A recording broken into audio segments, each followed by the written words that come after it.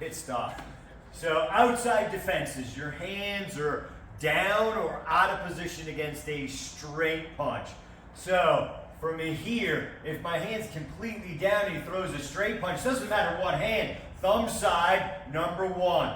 From here, my hands are out of position, outside defense, one is thumb side. Look, for this angle, he's throwing a straight punch. Here, number two is pinky side.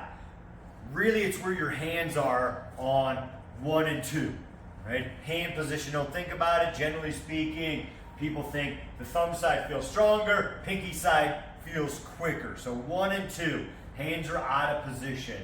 3 is great for when you're down, where the opponent is so much bigger than you, throwing a straight punch down at your face. I like this visual that I've been down and this guy's throwing a straight punch at me where I'm rolling it up is number 3, outside defense. You're rolling it up. And of course that should come with that simultaneous counterattack and a good situation to go into a toe pick takedown.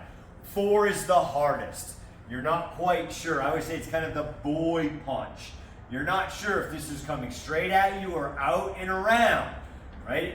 It's so dependent on this guy. See that punch? I'm not sure if this is going to haymaker around or come straight in at me.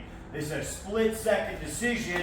Whoop, and make sure you're coming at me, right? In and out. You guys were just going on this one, straighten the arm, right? Watch as I am really straight. You guys were leaving it in here, and a longer guy might make connection with you. I'm not sure, so I ensure contact. You guys see that? Just slow, Tom. I'm coming inside and then out to ensure that I get his arm. If I were sure, I would do an inside defense, right? This is fight picture in a blink of an eye that you're not quite sure where it's going. Well, that's 4. I think it's probably the hardest one to get because it's so dependent on the angle of the punch and what you're seeing. And then 5 is sucker punch.